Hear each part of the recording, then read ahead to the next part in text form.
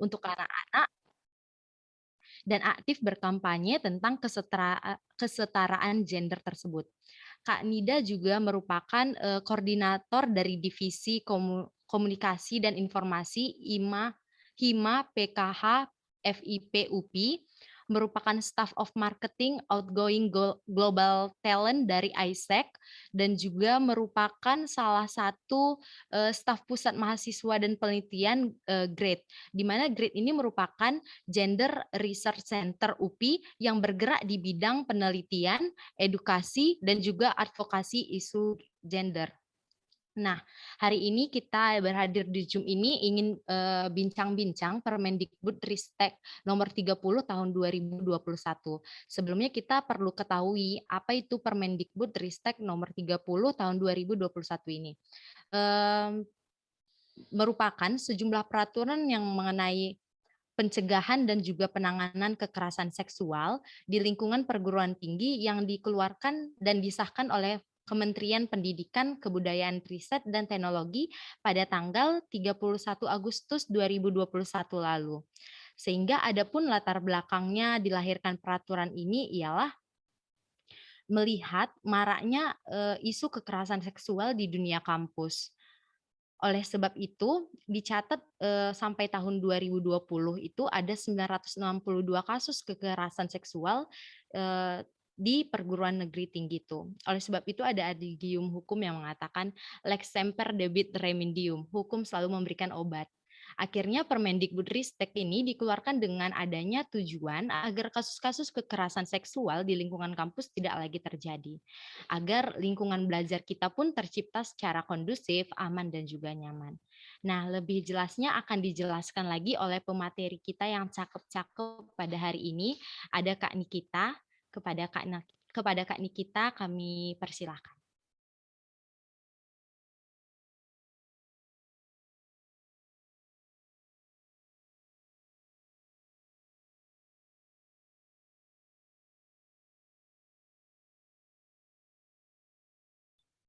Oke, selamat pagi semuanya. Terima kasih kepada Renintan sudah memberikan kesempatan saya untuk pada kali ini bisa sharing sama teman-teman di sini terkait Permendikbudristek. Nah, kalau kata Renintan tadi, hukum bisa memberi obat ya, katanya tadi kayak gitu ya. Tapi hukum juga obat itu kalau nggak diminum atau nggak dikasih diminum gitu misalnya, bisa bikin penyakit juga pada akhirnya akan tetap membuat penyakit itu ada, atau bahkan bisa membuat, kalau salah obat kan bisa semakin sakit gitu ya.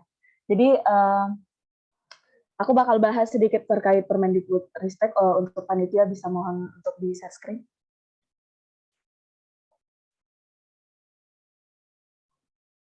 Oke. Permendikbud, Peraturan Pemerintah Kebudayaan Riset dan Teknologi Nomor 30 Tahun 2021 tentang pencegahan dan penanganan kekerasan seksual di lingkungan perguruan tinggi. Slide kedua.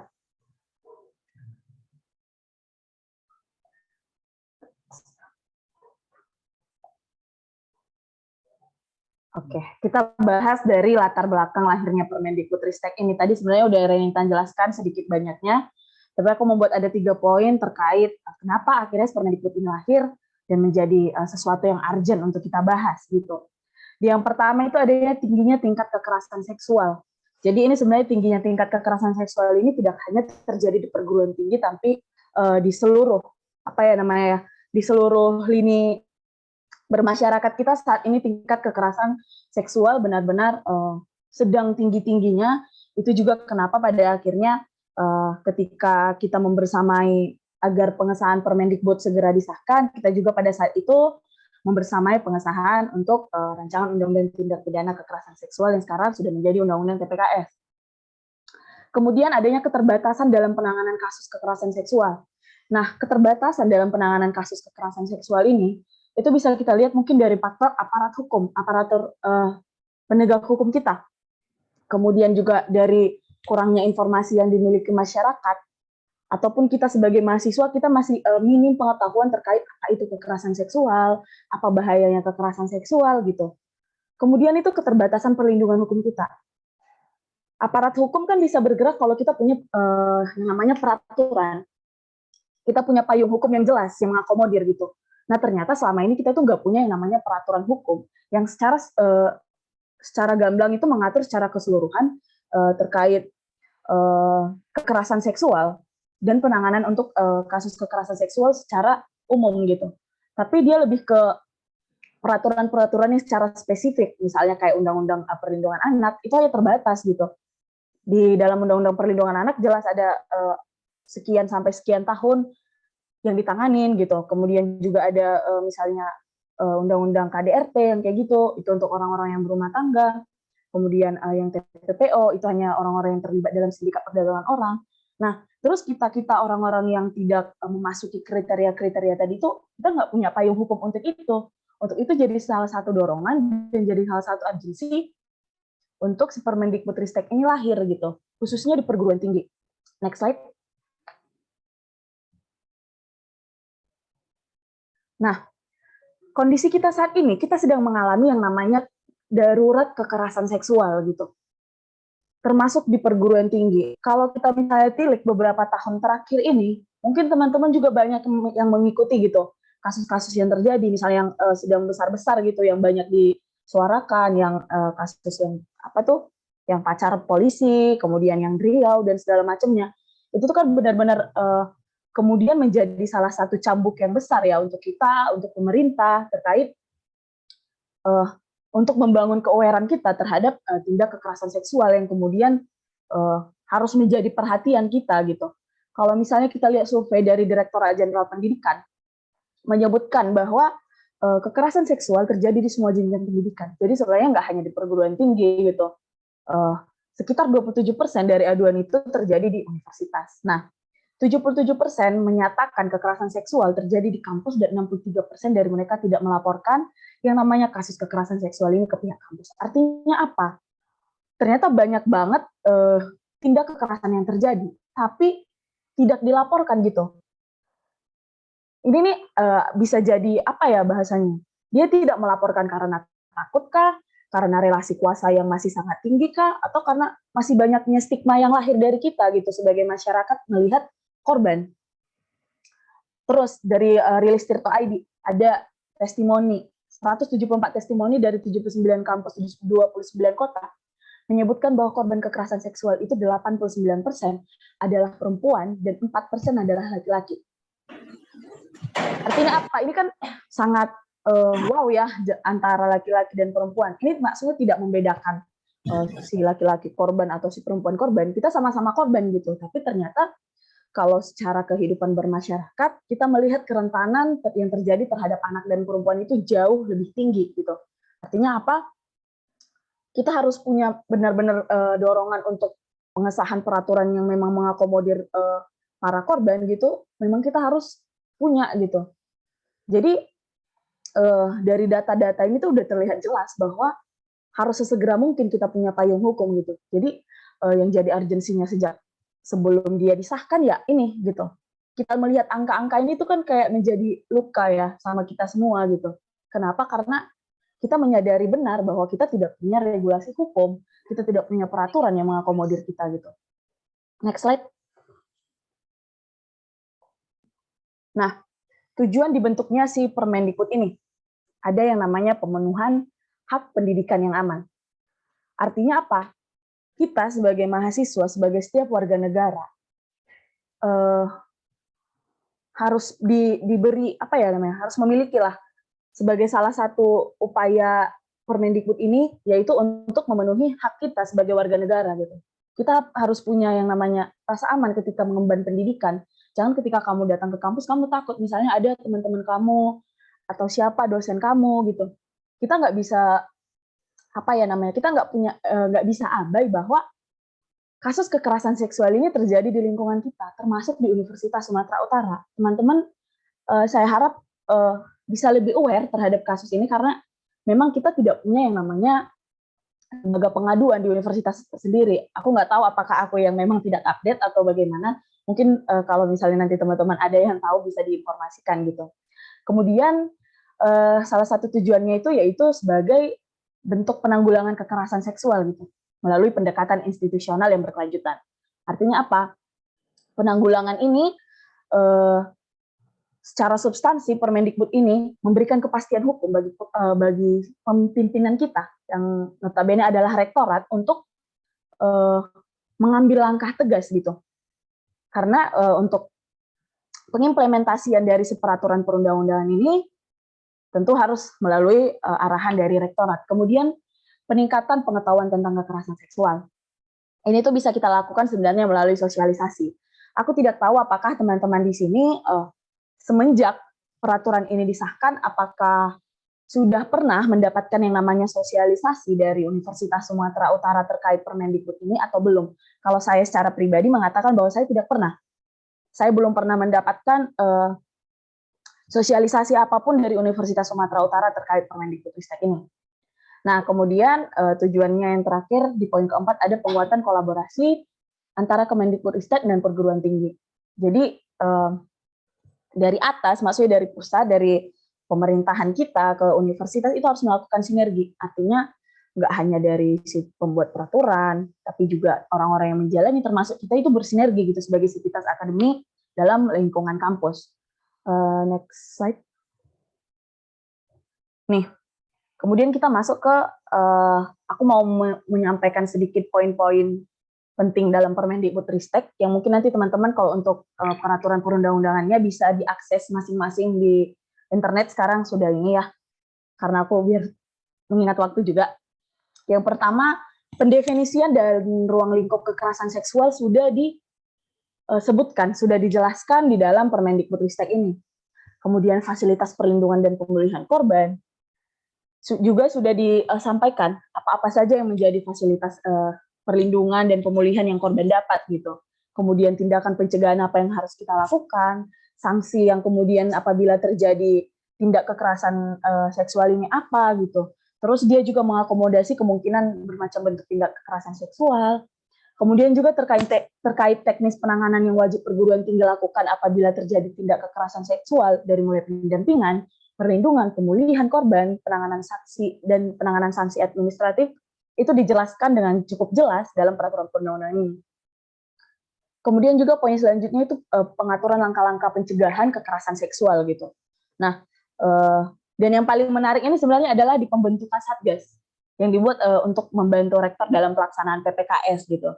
Jadi kalau teman-teman tahu, ini aku juga kembali lagi apakah aku yang sebenarnya kekurangan informasi, kurang update, atau memang pihak universitas kita dan juga rekan-rekan kita di pemerintahan mahasiswa Universitas Sumatera Utara itu tidak tidak memberikan cukup perhatian ya dalam pelaksanaannya gitu. Jadi setahu saya kita sudah punya pansel, panitia seleksi untuk pembentukan Satgas, yang dimana kan sebenarnya dia itu harus terbuka untuk pemilihannya setahu saya ya, yang sejauh yang saya paham itu sebenarnya harus diinformasikan, yaitu tadi seperti saya katakan dimulai dengan melakukan sosialisasi, kemudian jangan ujuk-ujuk tiba-tiba udah ada nih panselnya, karena saya kemarin hanya menemukan nama-nama yang sudah duduk di panitia seleksi gitu, lalu informasi terkait si pembentukan panselnya itu di mana saya juga nggak tahu gitu. Dan aku nggak tahu apakah ini memang sesuatu yang urgent, tapi kalau menurut saya secara pribadi urgent untuk dibicarakan, karena merupakan kebutuhan kita bersama gitu. Dan juga saya menyayangkan juga di sini pihak rektorat kita juga tidak memberikan sosialisasi terkait ini. Kemudian pemerintahan mahasiswa kita yang seharusnya juga aware terhadap isu ini tuh nggak muncul ke permukaan. Saya nggak tahu gitu di mana pemerintahan mahasiswa kita dan apa gunanya gitu. Ini tuh jadi salah satu autokritik sebenarnya ke kita semua teman-teman. Gimana kemudian tindakan-tindakan seperti ini harusnya menjadi perhatian kita bersama gitu. Karena ya kita nggak tahu siapa yang kita perlu tahu nih siapa yang duduk di panitia seleksi, kemudian bagaimana mereka kemudian nanti prosesnya untuk pembentukan si Satgas. Ini kan harus jadi perhatian bersama gitu. Jangan nanti tiba-tiba yang duduk di sana itu adalah misalnya ternyata adalah pelaku gitu. Kita kan nggak tahu, we never know gitu. Nah, jadi untuk itu melalui diskusi kita ini aku harap nanti akan menjadi perhatian kita bersama dan kita bisa mengawal langkah yang kemudian akan diambil pihak rektorat, karena untuk pansel sendiri kan sudah keluar gitu, udah ada panselnya. Jadi mungkin kita bisa mengawal ke pembentukan satgasnya. Dan kebetulan juga di sini nanti udah ada Kak Nidan yang di UPI sendiri baru-baru ini juga aku lihat baru-baru ini dibentuk yang namanya panitia seleksi juga. Nice. Next slide. Nah, apa yang menjadi PR besar perguruan tinggi ini sebenarnya seperti yang udah aku jelaskan tadi ya, terkait penyebarluasan informasi terkait Permendikbud, kemudian pembentukan panitia seleksi satgas, dan implementasi dan pengawalannya gitu. Nah, ketika kita mulai dari penyebarluasan informasi, artinya kita udah tahu nih, kita punya peraturan perundang-undangan, dan kita nggak bisa mengeneralisasi bahwa semua orang yang ada di perguruan tinggi kita ini, di Universitas Sumatera Utara khususnya, udah tahu nih bahwa punya peraturan terkait ini gitu. Kemudian masuk ke dalam substansi-substansi di dalam peraturan perundang-undangan ini gitu. Ada yang namanya pembentukan panitia gitu, pembentukan satgas yang dipilih melalui panitia seleksi gitu. Aku apa ya namanya? Aku bisa mengatakan bahwa memang kita itu tidak diberikan kesempatan untuk mengetahui informasi ini karena aku ngecek sendiri di kayak misalnya kita punya usul ofisial yang sudah centang biru, tapi nggak ada informasi terkait ini. Kemudian maksudnya kita sebagai mahasiswa yang paling sering kita akses pastinya itu ya, misalnya selepas dari website. Aku cek juga di website, nggak ada tuh terkait informasi Permendikbud. Lalu apa nih? Terus ngapain gitu? Untuk apa situs ini? Untuk apa akun-akun Instagram? Untuk apa akun Pema USU gitu? Ini kan jadi lagi-lagi autokritik. Aku katakan dari itu menjadi mengkritik diriku sendiri sebagai mahasiswa Universitas Sumatera Utara gitu. Dan kalian nggak boleh malu untuk misalnya, mungkin ada yang mikir kayak, ini masa mahasiswa yang ngomong kayak gitu, masa mahasiswa universitas sendiri yang ngomong kayak gitu. Ini jadi apa sih namanya buat aku secara pribadi jadi cambukan melihat universitasku seperti ini gitu. Karena apa? Karena ketika baru-baru disahkan kan universitas mengeluarkan statement bahwa akan mengawal begini. Ya bentuk pengawalannya, maksudnya bentuk implementasinya itu ya dimulai dari pemberian sosialisasi kepada kita gitu. Aku nggak tahu juga, ini sebenarnya jadi saya cukup geram dengan pemerintahan mahasiswa ya, karena misalnya kayak gini, kita punya pemerintahan mahasiswa ya tujuannya adalah untuk menyampaikan aspirasi gitu, untuk lebih diharapkan itu untuk lebih aware terhadap isu-isu yang ada sebagai penyambung lidah gitu kan. Dan saya sangat ingat betul bahwa di tahun 2021 kemarin saya sudah pernah melakukan diskusi terkait Permendikbud ini. Dan aku nggak tahu apakah memang Universitas Sumatera Utara tidak tidak aware, karena kemarin juga yang hadir juga malah kebanyakan orang-orang di luar Universitas Sumatera Utara. Jadi ini autokritik kepada kita juga sebagai mahasiswa, apakah sebenarnya kita yang kurang peduli terhadap isu-isu seperti ini, atau memang kita butuh informasi nih. Dan menurut aku menjadi salah satu kritik bersama bahwa seharusnya pemerintah juga bersuara, dari pemerintah sudah bersuara, kemudian kita sebagai sivitas akademi yang harus menjalaninya juga harus bekerja sama, harus ada solidaritas lah bahasanya ya. Karena kalau misalnya si rektorat sendiri pun tidak memberikan informasi kepada kita, itu kan jadi kayak ya terus apa? Karena kan yang membuat kebijakannya nanti untuk peraturan turunannya ya perguruan si universitas gitu, perguruan tingginya, bukan kita kan. Kita tahu nih ada undang-undang, misalnya gini, aku paham betul tahu undang-undang ini tujuannya apa dan segala macam. Tapi cuma tahu kan nggak ada manfaatnya kalau kita nggak punya peraturan turunan terkait ini gitu. Jadi aku ini lagi-lagi aku mau kritik si pemerintahan mahasiswa sih. Setahu aku ya, kita punya yang namanya Menteri Pemberdayaan Perempuannya gitu di Pema. Aku nggak tahu nih Pema kita nih gimana gitu ya. Harusnya juga aku nggak tahu apakah teman-teman dari Gemini dan Pema Fakultas Hukum nge-share dan mengajak teman-teman di Pema, aku juga nggak tahu, tapi terlepas itu pun harusnya Pema hadir membersamai kita di sini dan bisa memberikan ya informasi yang lebih lah gitu, karena setahu aku kalau misalnya kita duduk di pemerintahan mahasiswa harusnya untuk segala bentuk informasi itu harusnya lebih cepat untuk mendapatkan gitu. Jadi ketika kita misalnya udah ada sosialisasi pada kita udah dapat informasi nih, ya udah untuk pembentukan panitia seleksinya pun kita harus dapat informasi gitu. Siapa nih yang jadi panitia seleksi gitu.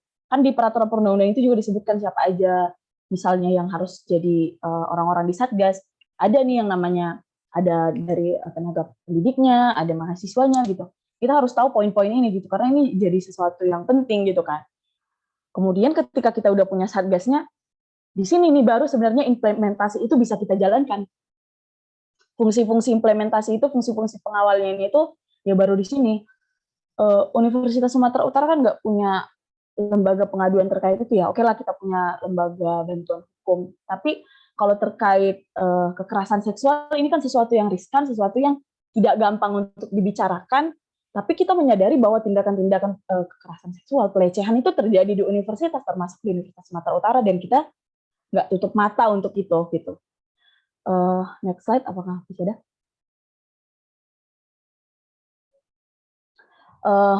Mungkin itu dulu dari aku. Mungkin Kanidan bisa menambahi dan memberikan sedikit keterangan juga terkait itu nanti Kak, yang di UPI gimana proses-proses pelaksanaannya. Terima kasih, saya kembalikan kepada moderator. Terima kasih buat Kak Nikita. Oke, jadi di sini kita ada poin penting ya yang disampaikan sama Kak Nikita, di mana kita juga sendiri kayak yang dibilang hukum memang memberikan obat, tapi kalau obatnya nggak diminum kita nggak bakal sembuh gitu. Nah, jadi buat teman-teman semua lebih lebih memberikan perhatiannya lah bersama terhadap kekerasan seksual ini yang terjadi di kampus gitu. Mungkin dari Kak Nildan Kak Nidan akan memberikan penjelasan sedikit bagaimana pandangannya terkait Permendikbud tersebut. Terima kasih. Silakan Kak. Aku izin share screen ya.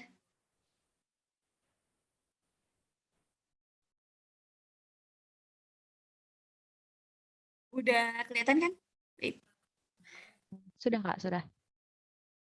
Oke, halo teman-teman, kenalin, aku Nida Nurhamidah. Mungkin tadi udah dibacain juga ya CV-nya sama Karen Intan. Aku dari Grade UPI atau Gender Research Student Center.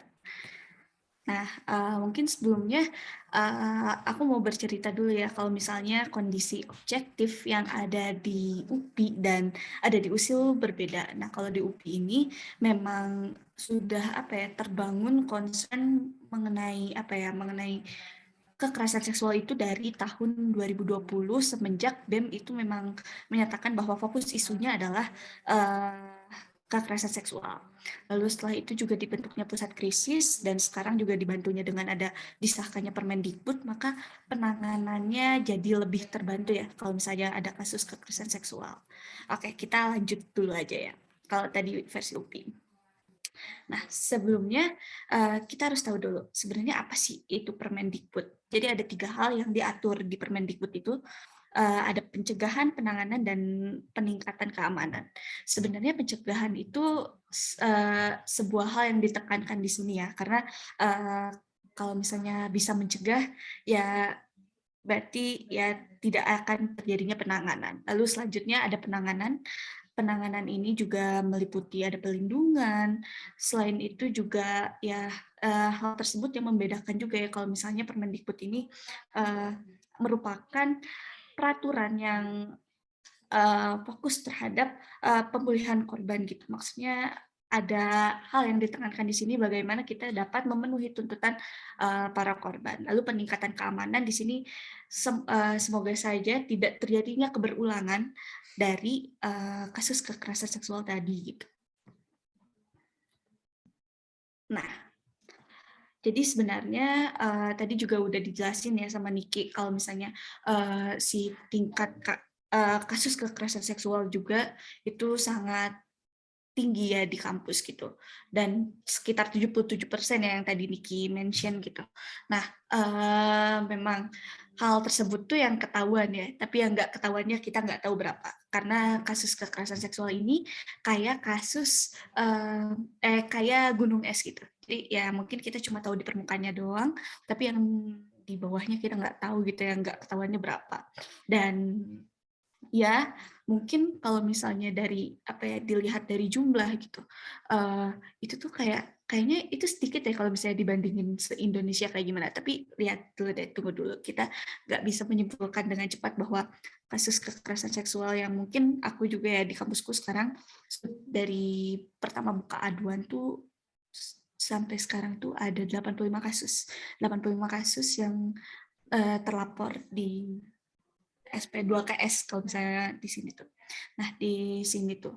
Dan ya mungkin 85 dari kalau misalnya mahasiswa di kampusku itu ada 33.000 itu kan kebilang cukup sedikit kalau misalnya dibandingin, tapi nyatanya tidak ya.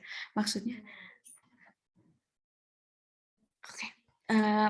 Maksudnya kasus kekerasan seksual ini apa ya, sebagai ya itu yang mampu terlihat, maksudnya ya 85 kasus ini adalah yang terlapor gitu. Namun tadi terjadinya reviktimisasi, lalu selain itu juga stereotip kepada korban kasus KS sehingga ia tidak berani melapor dan masih ada narasi menyalahkan baju dan lain-lain, itu yang menyebabkan para korban tidak berani untuk melapor. Makanya Permen PPKS ini dibentuk untuk mendorong ya pemimpin perguruan tinggi dan warga kampus agar terhindar dari kasus kekerasan seksual. Bisa dibilang ini adalah payung hukum untuk kita merasakan sesuatu yang yang ya untuk tetap belajar atau belajar di kampus secara aman gitu ya. Karena ini adalah lingkungan belajar kita dan ya semoga kita terhindar dari kasus kekerasan seksual itu. Oke, selanjutnya kita ngebahas dulu nih. Sebenarnya apa sih kekerasan seksual ini? Nah, kalau misalnya menurut Permendikbud itu menjelaskan bahwa kekerasan seksual adalah setiap perbuatan merendahkan, menghina, melecehkan, dan atau menyerang tubuh dan atau fungsi reproduksi seseorang karena ketimpangan relasi kuasa dan atau gender yang berakibat atau dapat berakibat penderitaan psikis dan atau fisik termasuk yang mengganggu kesehatan reproduksi seseorang dan hilang kesempatan melaksanakan pendidikan tinggi dengan aman dan optimal. Oke, di sini ada beberapa kata kunci ya. Ada perbuatan merendahkan, menghina, melecehkan, dan menyerang tubuh atau fungsi reproduksi seseorang.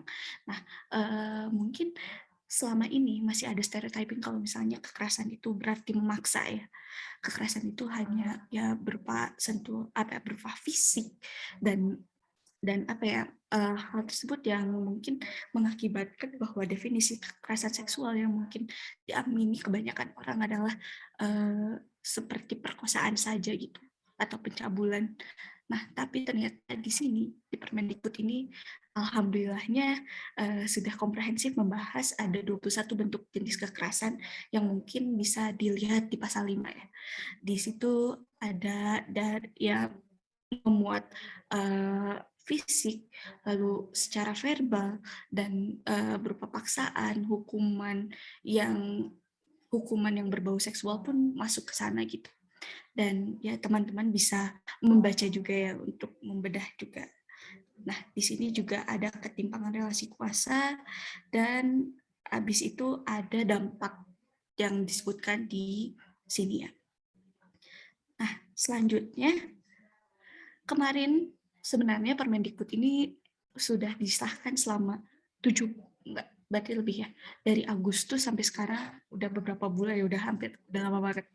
Nah, tapi ternyata si Permendikbud ini masih menemui kendala-kendala seperti kemarin tuh di JR, di Judicial Review sama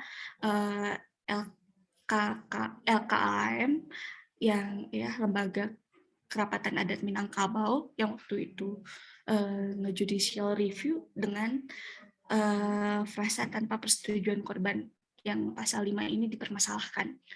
Nah, sebenarnya kenapa sih frasa tanpa persetujuan korban ini disalahkan? Tentunya kan kalau misalnya di Indonesia itu masih tabu ya ngomongin seks. Apalagi ya katanya itu kalau misalnya narasi yang sering dibawa adalah kalau misalnya setuju berarti diperbolehkan dong. Tentunya harus ada pembatas ya yang jelas antara yang mana kekerasan atau tidak, dan frasa tanpa persetujuan korban ini ada untuk dapat membedakan yang mana yang kekerasan dan yang mana yang tidak, dan kita pun harus membedah lagi ternyata ada konsep konsen. Nah, konsep konsen ini ada Bisa dilihat di PPT teman-teman.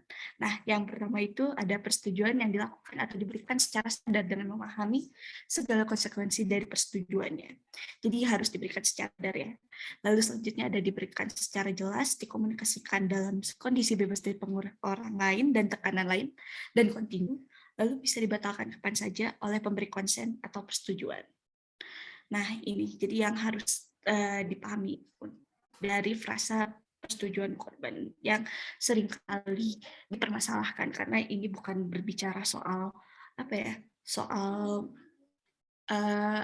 bukan berbicara soal bagaimana kita harus bersikap ya pada akhirnya. Bukan berarti ya hal tersebut tidak berbicara soal kita setuju dengan dengan hal tersebut ya, bentuk-bentuk kekerasan seksual ketika disetujui, bukan kayak gitu ya teman-teman. Oke, next ya. Nah, di sini juga di-highlight soal penyebab dari relasi kuasa. Nah, sebenarnya ketimpangan relasi kuasa itu menyebabkan terjadinya kekerasan seksual gitu. Jadi bukan lagi soal baju, bukan lagi soal suruh siapa datang ke kosan malam-malam, bukan lagi soal waktu. Jadi di sini ketimpangan relasi kuasa itu merupakan penyebab dari kekerasan seksual. Nah, hal tersebut dikarenakan relasi kuasa itu bisa menentukan bagaimana seseorang bertindak dan bereaksi terhadap sesuatu. Dan terjadinya ketidakseimbangan antara relasi kuasa dapat mengakibatkan ketidakberdayaan pada pihak yang memiliki kuasa lebih rendah. Makanya ada kasus antara dosen ke mahasiswa dari dan ya dosen ke mahasiswa gitu. Lalu di konsep lainnya ada senior ke junior. Tapi di sini juga selain konteksnya jabatan, tapi ada hal lain gitu. Ketika seseorang itu memungkinkan mendominasi di suatu keadaan gitu, sehingga dia mampu melakukan sesuatu yang ya semena-mena lah. Dan ketimpangan tersebut disebabkan oleh hierarki sosial atau struktur sosial yang menempatkan satu kelompok di atas kelompok lain. Kayak misalnya, kenapa pada akhirnya prinsip kesetaraan gender pun dibahas di Permendikbud dan menjadi sebuah prinsip untuk pencegahan dan penanganan karena di sini kita masih hidup di dunia patriarki dan menempatkan bahwa semuanya semuanya ada di di sudut pandang laki-laki, sehingga perempuan lebih rentan terhadap kasus kekerasan seksual, tapi bukan berarti itu tidak memungkinkan laki-laki pun menjadi korban. Oke, selanjutnya ya. Nah, di sini kalau misalnya bicara dampak dari kekerasan seksual itu sangat ngeri ya teman-teman, karena ada beberapa itu berpengaruh di segala aspek. Kebetulan saya juga merupakan advokat bukan advokat ya, tapi pendamping kasus kekerasan seksual di kampus saya gitu. Dan di sini memang saya dapat melihat secara langsung ternyata ada beberapa dampak yang sangat berpengaruh gitu. Selain fisik, ada psikologis. Kebanyakan korban kekerasan seksual itu merasa trauma dan trauma berat, lalu kecemasannya meningkat. Lalu ada juga dampak secara seksual, sosial, karena dia biasanya menarik diri karena takut disalahkan, seperti itu. Lalu dampak secara ekonomi tidak jarang juga ada kasus yang melibatkan pemerasan di sana gitu. Lalu ada juga secara akademik karena ini lingkupnya Permendikbud dan di kampus ya. Jadi mereka ketakutan untuk datang lagi ke kampus, mereka ketakutan ketika harus belajar lagi. Tentunya kan hal tersebut sangat merugikan korban ya. Maka dari itu pemenuhan tuntutan korban merupakan hal yang utama gitu. Pemulihan korban merupakan hal yang utama gitu di sini gitu, yang diatur di sini. Bukan berarti menghukum pelaku adalah tidak penting ya teman-teman, tapi terkadang ketika kita menghukum pelaku itu kebutuhan korban itu malah tidak dikesampingkan gitu, malah dilupakan.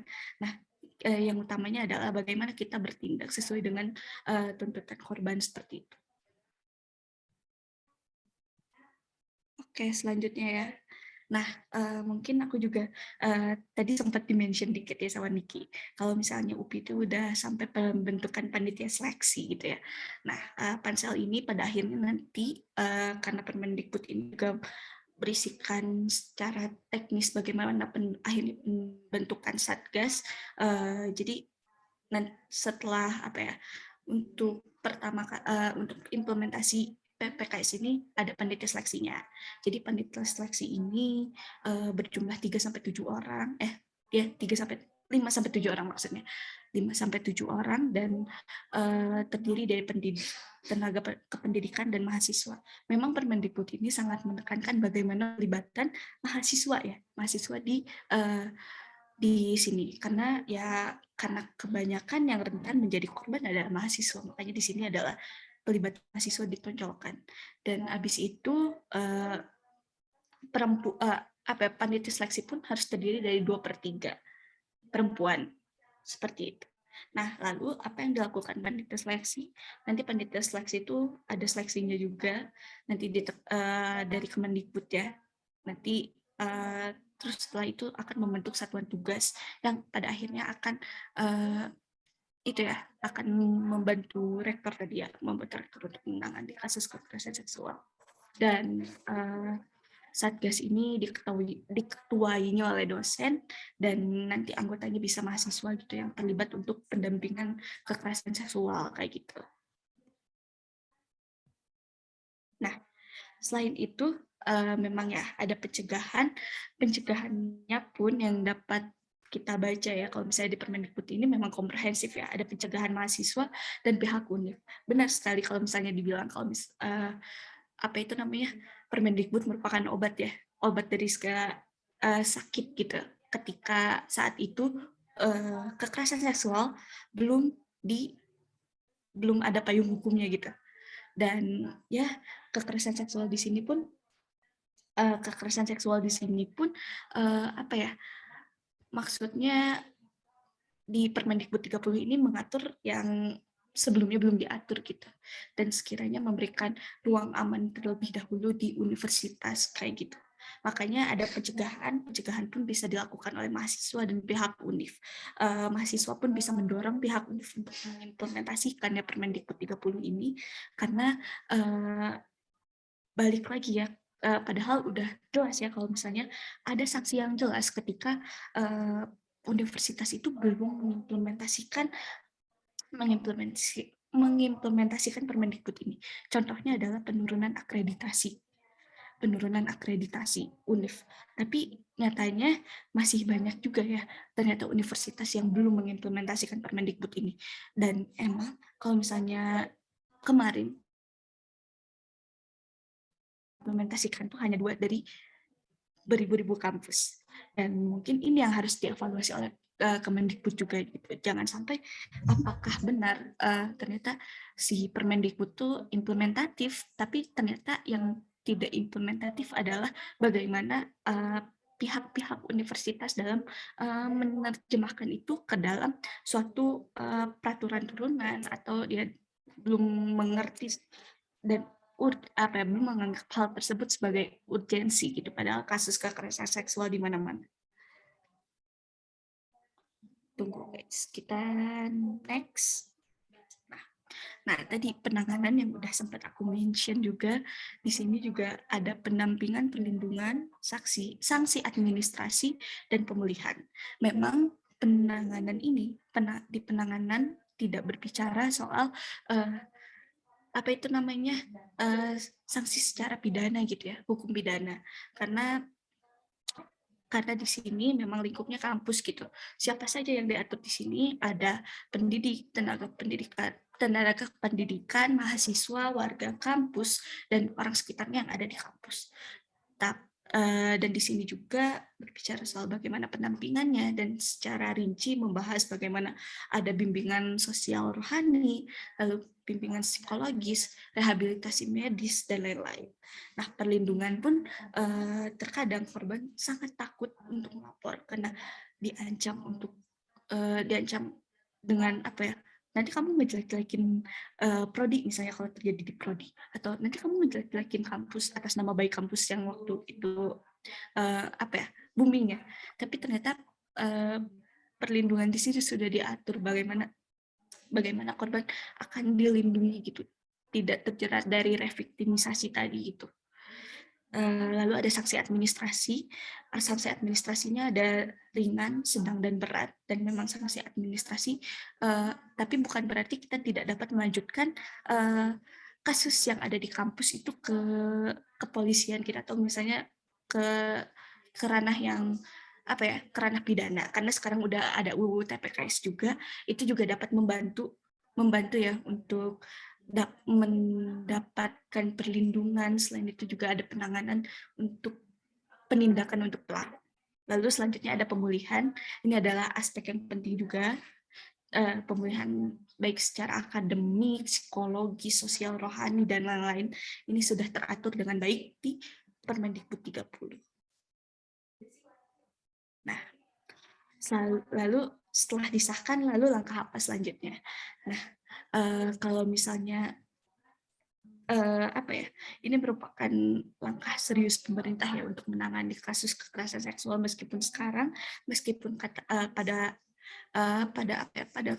saat itu ada yang bilang kalau misalnya menjanjikan bahwa katanya capaian 1 tahun disahkannya Permendikbud 30 itu udah diterapkan 50% kampus, tapi nyatanya sekarang masih di bawah 50%. Tentunya itu menjadi hal yang patut kita soroti gitu. Ternyata apa sih yang salah gitu dari Permendikbud 30 ini? Apakah ternyata memang para petinggi kampus itu tidak memiliki kesadaran akan kasus ini, sehingga masih tidak memprioritaskan isu kekerasan seksual di kampus, padahal sudah jelas ya bagaimana penurunan akreditasi menjadi ancaman untuk kasus ini gitu.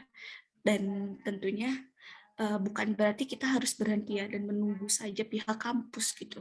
Namun hal tersebut bisa bertahap, bagaimana kita juga dapat mengkampanyekan juga bagaimana bahayanya kekerasan seksual kayak gitu. Bagaimana bahayanya kekerasan seksual di lingkup kampus.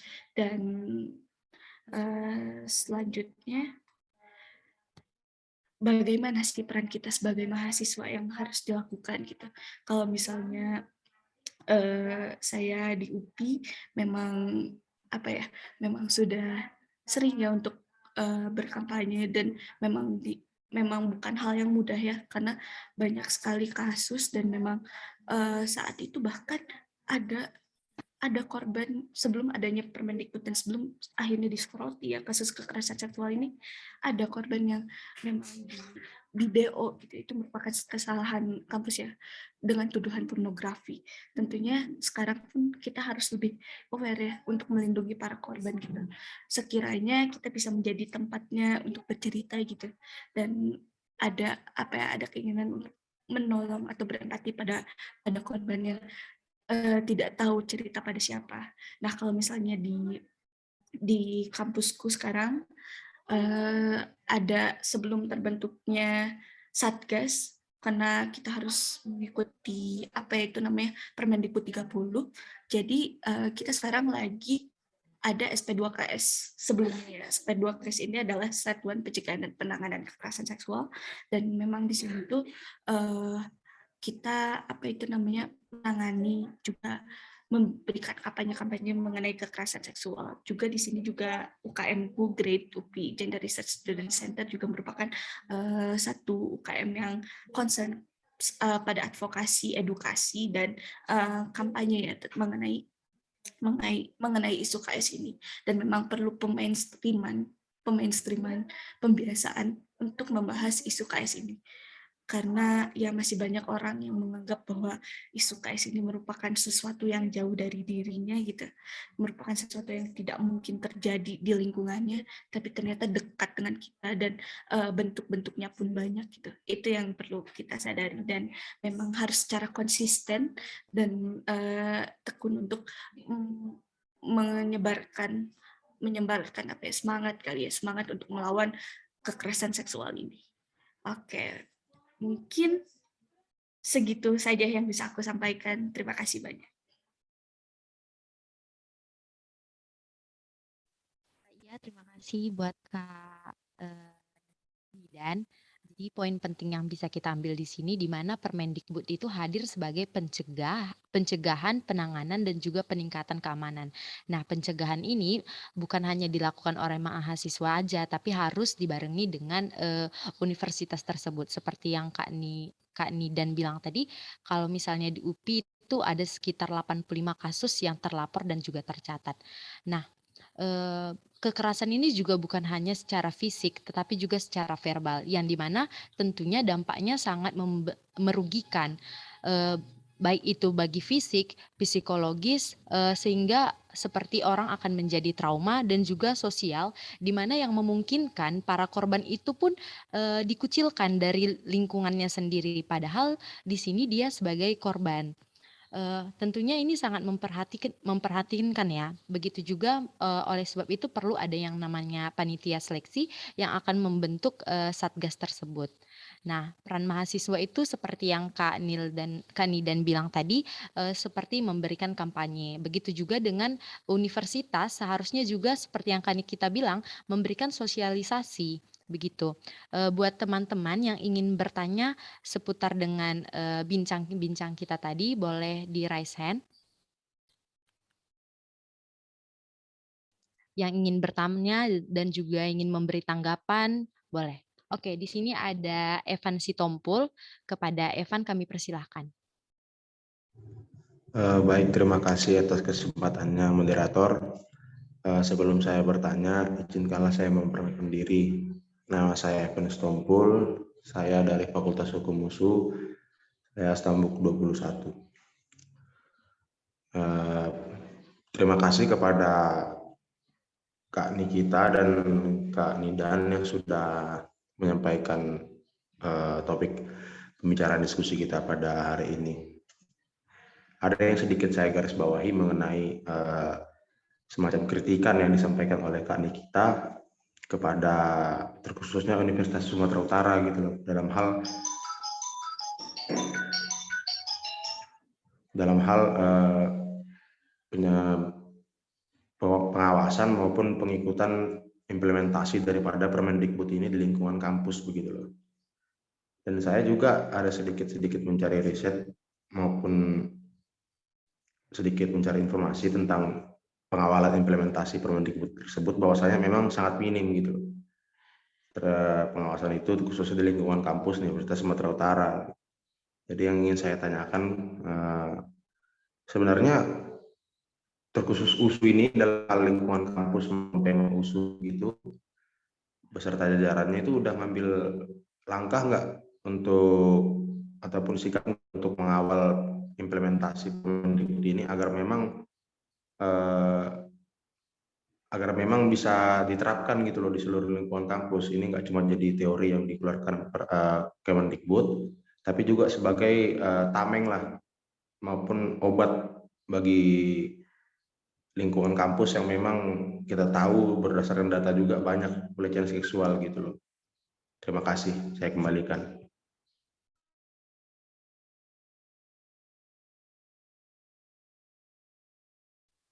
Oke ya.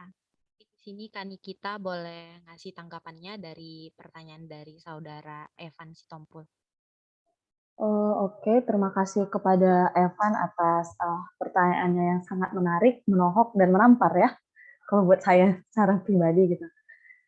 Sebelumnya saya mau cerita sedikit.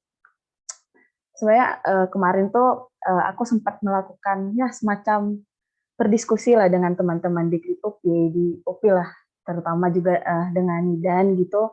Saya juga menceritakan keluh kesah saya terkait di universitas aku tuh seperti ini, dan kemudian ketika aku ikut berdiskusi dengan mereka, melihat langsung bagaimana masifnya mereka dalam pergerakan terkait gender gitu, terkait penanganan kekerasan seksual, saya itu merasa sangat sedih gitu, miris melihat, wah kok universitas ini bisa ya, mereka bisa, kok kita nggak bisa ya gitu. Gimana sih teman-teman Universitas Sumatera Utara? Padahal kita itu adalah apa ya aku bilangnya, itu tuh mahasiswanya banyak banget gitu loh. Dan bisa jadi ternyata di Fakultas Hukum ada di sini mungkin teman-teman yang pernah mengalami tindak kekerasan seksual, kan kita nggak tahu gitu. Atau merasa dilecehkan, kita nggak tahu gitu. Apalagi sebelumnya kita nggak punya peraturan terkait terkait kekerasan seksual ini, kita nggak punya peraturan yang mengakomodir tindak kekerasan yang kita alami, tindak pelecehan yang kita alami, kita nggak punya perlindungan sama sekali untuk itu gitu. Apalagi di kondisi yang situasi kampus yang menurut aku cukup untuk relasi kuasa cukup ini ya, cukup besar gitu pengaruhnya terhadap segala tindak tanduk yang terjadi di universitas gitu. Nah, saya menggarisbawahi sebenarnya kemarin ketika masuk pembicaraan terkait akan disahkannya Permendikbud ini, saya sangat menyayangkan statement dari Presiden Universitas Sumatera Utara, Presiden Pemerintahan Mahasiswanya. Saya sangat menyayangkan bisa-bisanya gitu, maksudnya kayak oke lah mungkin itu semacam statement gitu.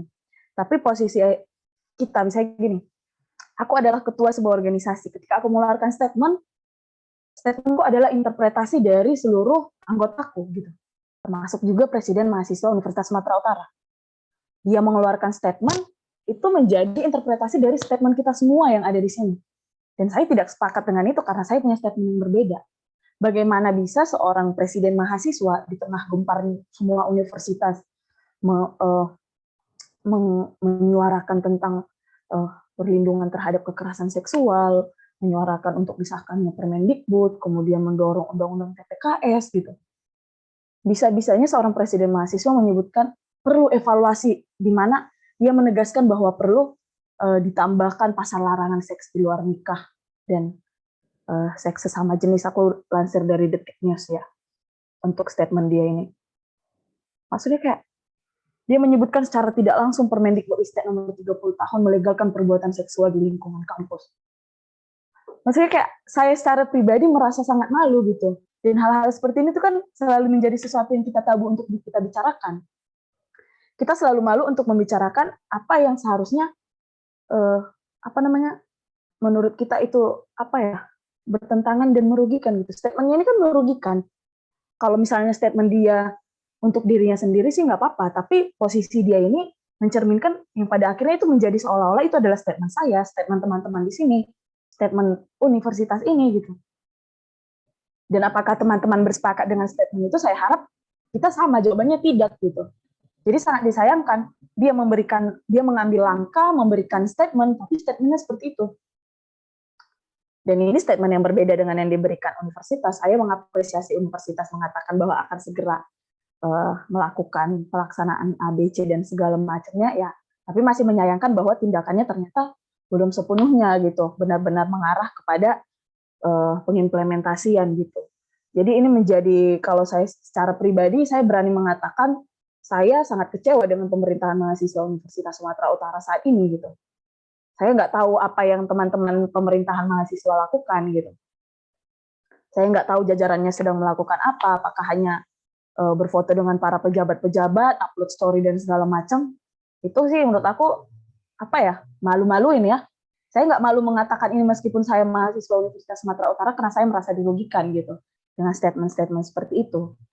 Dan saya juga berharap dengan hadirnya teman-teman yang ada di sini itu menjadi bukan juga untuk kita sebagai mahasiswa gitu.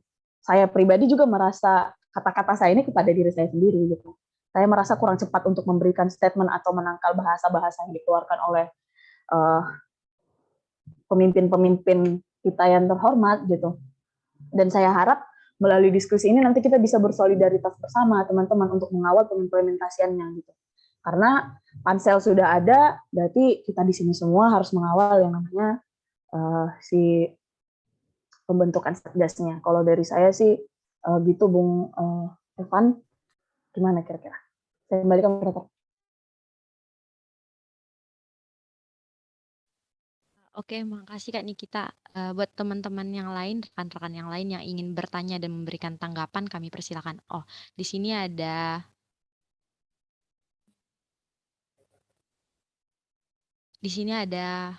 Kabut Timur. Dipersilakan untuk on mic dan on cam. jadi baik.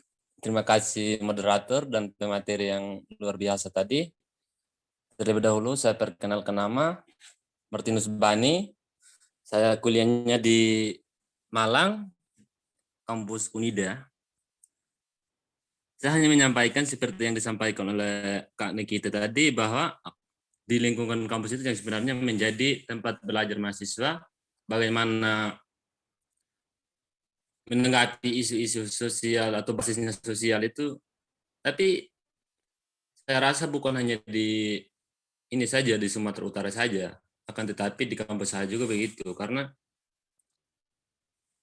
di mana yang seharusnya itu pihak lembaga harus bagaimana dia mempunyai peran aktif di situ, bagaimana dia mendorong mahasiswa untuk memperjuangkan basis-basis sosial lah begitu.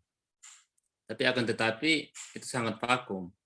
Yang jadi pertanyaan saya yaitu mengenai ini, sosial media dengan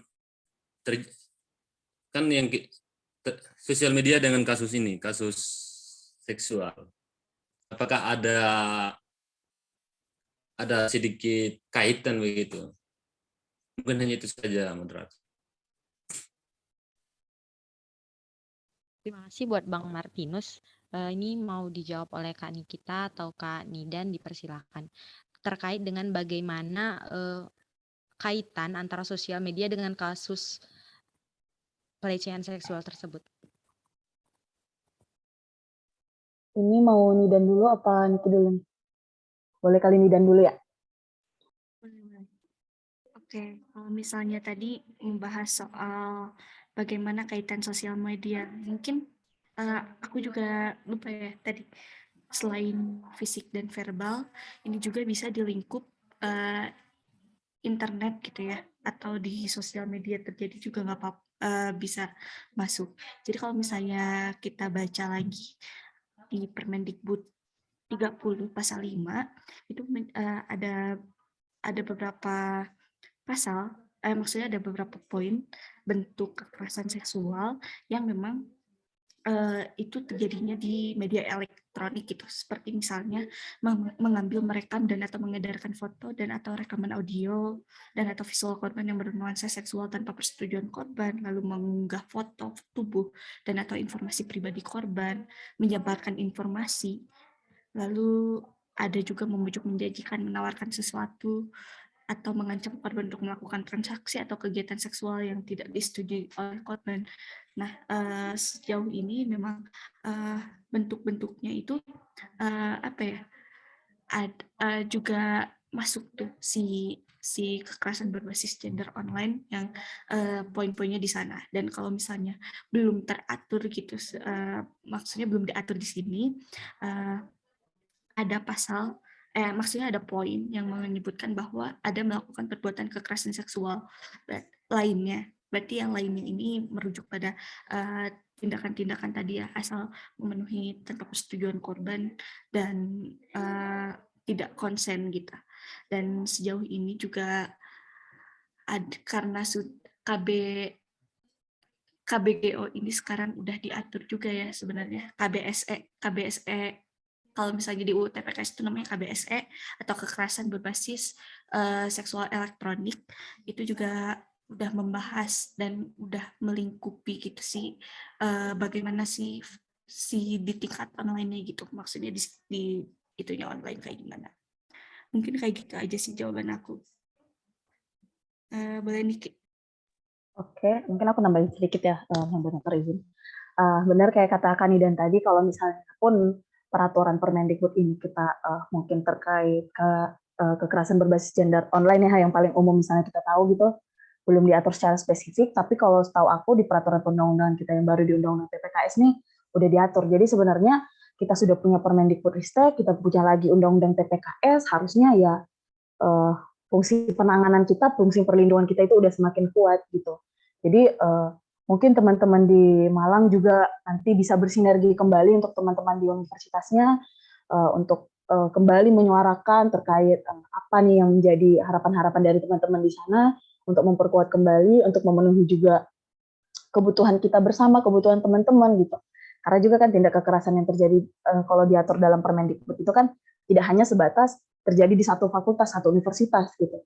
Jadi seandainya misalnya tindak kekerasan seksual itu terjadi antara mahasiswa UPI misalnya dengan mahasiswa USU, itu juga kita bisa selesaikan melalui Permendikbudristek ini gitu. Begitu juga dengan misalnya antara mahasiswa dengan mahasiswa atau dosen dengan dosen, dosen dengan mahasiswa atau siapapun yang menjadi sivitas akademik yang disebutkan dalam peraturan perundang-undangan ini gitu. Dan itu juga enggak mengabaikan KGBO tadi, kekerasan berbasis gender online tadi gitu. Saya kembalikan moderator. Oke, cukup jelas ya penjelasan dari Kak Nidan sama Kak Nikita. Buat Bang Martinus ada tanggapan lainnya? Terima kasih. Mungkin hanya itu saja. Oke, terima kasih Bang Martinus. Nah, di sini ada Hasnan. Kepada Hasnan dipersilahkan. Baiklah, sebelumnya apakah suara saya sudah kedengaran, moderator? Terdengar dengan jelas. Terima kasih, moderator. Baik, sebelumnya saya ucapkan terima kasih kepada moderator dan juga kedua pemateri, baik Kak Nikita maupun juga Kak Nidan yang sangat luar biasa memaparkan materinya pada pagi hari ini. Dan juga izinkan saya untuk memperkenalkan diri saya terlebih dahulu. Saya Hasnan Haris Fadilah Purba dari Fakultas Hukum Universitas Sumatera Utara. Di sini saya ingin bertanya baik kepada Kak Nikita maupun kepada Kak Nidan. Jadi dalam pengimplementasian Permendikbudristek nomor 30 tahun 2021 ini, tentu ada di sini saya tadi sedikit membaca ada yang namanya Satgas Permendikbudristek yang akan nantinya mengawal lajunya kerjanya Permendikbudristek nomor 30 tahun 2021 ini. Namun yang ingin saya tanyakan kepada Kak Nikita maupun kepada Kak Nidan yaitu bagaimana misalnya ketika Satgas Permendikbud ini yang berperan sebagai ultimum remedium dalam menangani tindak pidana kekerasan seksual ataupun baik pelecehan seksual sebagai upaya terakhir dalam menangani itu ternyata tidak cukup efektif untuk menangani itu semua. Lantas apa yang bisa kita lakukan, Kak Nikita maupun Kak Nidan? Sekian, terima kasih. Oke, terima kasih Hasnan. Jadi saya ulangi lagi pertanyaannya, bagaimana jika Satgas tersebut pun tidak efektif dalam menangani penanganan kasus seksual tersebut? Buat Kak Nikita atau Kak Nidan dipersilahkan untuk menanggapi dan juga menjawab dari pertanyaan Hasnan tersebut.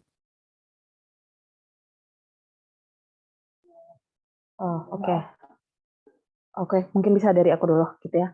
Tadi pertanyaannya kalau misalnya fungsi dari si peraturan itu tidak bisa tidak memenuhi gitulah bahasanya mungkin ya. Jadi gini Nan, kalau misalnya si peraturan ini kan kayak yang si Renintan bilang semacam obat gitu. Kita minum obat pun belum tentu sembuh kan. Betul tidak? Betul kan? Kita minum obat apalagi dengan kondisi gak usahlah kita bicara tidak efektif gitu. Ini dari awal aja tuh kita sudah tidak efektif. Gimana kita mencoba mengandai-andai sesuatu yang bahkan belum bisa dijalankan gitu. Jadi menurut aku nggak usah terlalu jauh membahas ke sana. Sekarang kita mencoba memperbaiki sistem. Jadi misalnya gini, jadi kalau kita udah punya obat, selain kita cuma minum obat ini doang, mari kita untuk yang namanya ngebooster diri gitu. Berarti memberikan apa? Mempertahankan diri, imun kita gitu harus diperkuat. Yaitu tadi dengan kita masing-masing di sini. Kalaupun misalnya Satgas sudah terbentuk, tapi fungsi pengawasannya masih kurang gitu. Itulah gunanya kita di sini gitu. Jadi teman-teman di sini kita mahasiswa yang tidak tergabung di dalam, ibaratnya gini, apalah suara 3 orang, 7 orang itu pun kita rasa mustahil untuk mengakomodir ribuan mahasiswa gitu, ribuan kondisi yang kita tidak pahami gitu. Nah, disitulah fungsi kita hadir sebagai mahasiswa, pokoknya sebagai sivitas akademik untuk membersamai, mengawal gitu. Kan kita nggak mungkin semuanya disuruh jadi panitia seleksi gitu kan, atau misalnya kita semua disuruh jadi satgas. Nah, kenapa di peraturan itu disebutkan sekian orang.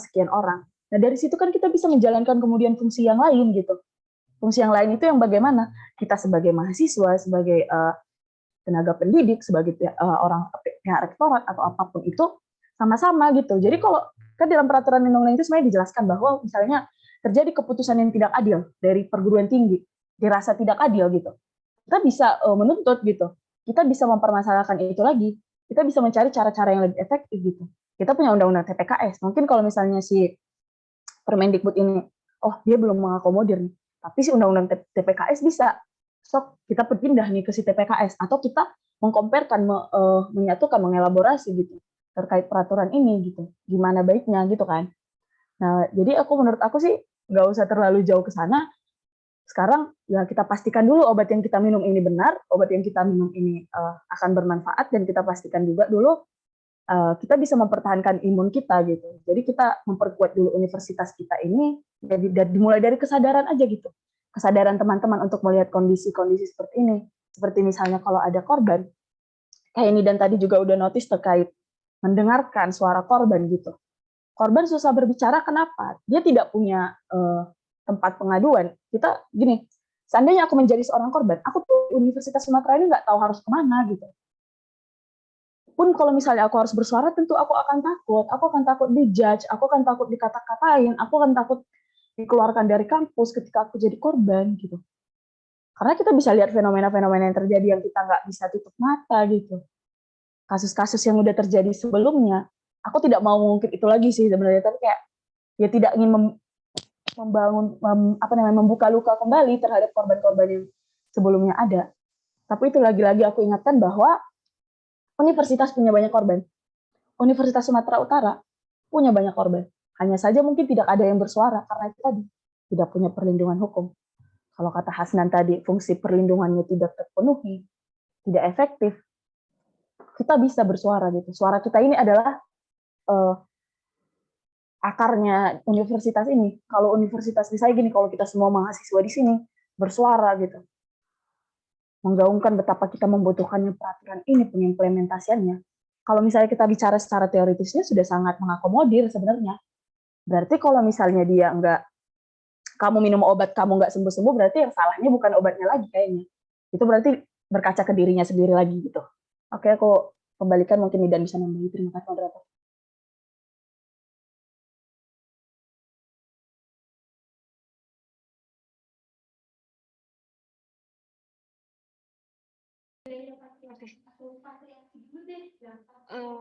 Tadi ya, kalau misalnya benar banget kata Nitya, mungkin kalau misalnya tadi apa yang bisa kita lakukan, mungkin bukan menjadi goals akhir ya ketika satgas itu dibentuk, tapi bagaimana satgas itu berjalan gitu.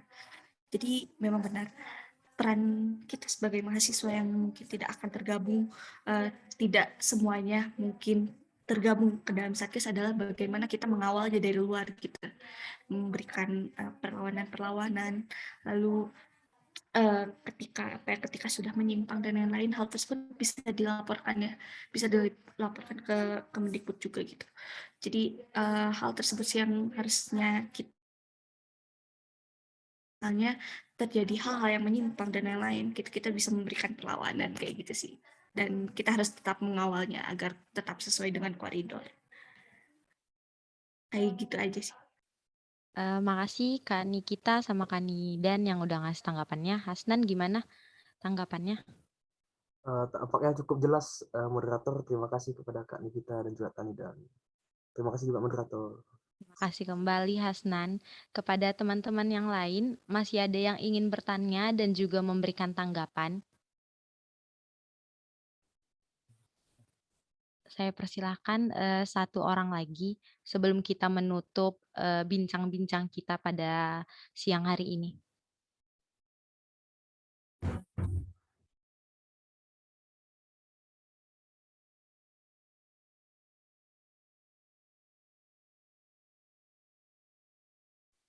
Sepertinya tidak ada ya teman-teman dan rekan-rekan semuanya.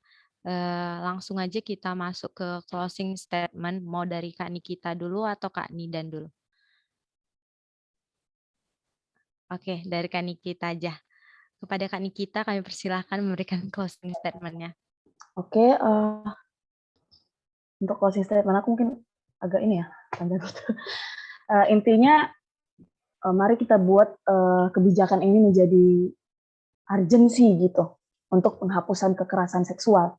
Mari kita jadikan jangan sampai aturan hukum dan penerapan hukumnya itu enggak tegas dan bertentangan satu sama lain gitu. Jadi mari kita untuk besar harapannya untuk kita semua itu mendorong pengimplementasian kepada pihak universitas agar segera memberikan regulasi turunan yang jelas terkait panitia seleksi Satgas terhadap pembentukan Satgas juga. Dan aku juga pengen highlight kalau misalnya kekerasan seksual ini merupakan kejahatan terhadap martabat kemanusiaan. Kekerasan seksual itu adalah pelanggaran hak asasi manusia yang harus dihapuskan. Jadi aku harap teman-teman di sini sepakat terkait itu. Jadi bentuk dan kuantitas dari si kasus kekerasan seksual ini bisa kita turunkan untuk peningkatan kasus kekerasan seksual, maksudnya penurunan dalam artian melalui implementasi ini tidak akan semakin menurun orang yang bersembunyi-sembunyi. Apabila dia adalah korban, dia akan melaporkan, kita memberikan ruang aman, dan apabila dia adalah orang-orang yang berani bersuara, mari kita berdayakan, jangan didiskriminasi gitu. Mari kita mengupayakan penghapusan kekerasan seksual di kampus ini juga menjadi satu penghargaan atas harkat martabat manusia gitu. Jadi kita harus menghindari segala sesuatu yang menjadi diskriminasi, kita mendahulukan kepentingan terbaik bagi para korban dan mewujudkan lingkungan kampus yang aman dari kekerasan seksual. Begitu. Terima kasih. Terima kasih Kak Nikita, mungkin dari Kak Nidan untuk memberikan closing statement-nya. Salah satu cara untuk menghapuskan kekerasan seksual adalah bagaimana cara kita berpihak pada korbannya dan terus menyuarakan suara yang tidak tersuarakan karena kita hidup dalam lingkungan banyak stereotip dan masih menganggap tabu perkara kekerasan seksual tersebut, maka berpihak pada korban merupakan salah satu jalan untuk keluar dari lingkungan kekerasan seksual ini. Dan ya, kita harus secara tekun dan konsisten juga untuk meyakinkan, mengkampanyekan dan menyadarkan bahwa ya kekerasan seksual itu nyata, juga kekerasan seksual sangat berdampak pada korban dan lain-lain. Kayak gitu aja sih kalau saya closing statement dari aku. Terima kasih Kak Nidan. Sekian diskusi kita pada siang hari ini, maka marilah kita sama-sama mengimplementasikan apa yang perlu diimplementasikan. Terima kasih juga kepada para pemateri, ada Kak Nidan dan juga Kak Nikita yang sudah menyempatkan waktunya berhadir di diskusi kita pada hari ini. Juga kepada rekan-rekan yang lain, begitu juga dengan Bang Incito selaku Wakil Gubernur. Terima kasih dan juga kepada rekan-rekan yang masih ada sampai akhir diskusi kita ini, terima kasih kami ucapkan. Izinkan saya membawakan satu pantun. Pagi hari mandi ingin diskusi jam 10. Dibawakan oleh pemateri yang cakep dan terkasih. Sekian bincang-bincang Permendikbudristek nomor 30. Semoga bermanfaat dan terima kasih. Kepada teman-teman semuanya, boleh on cam kita mau foto bersama.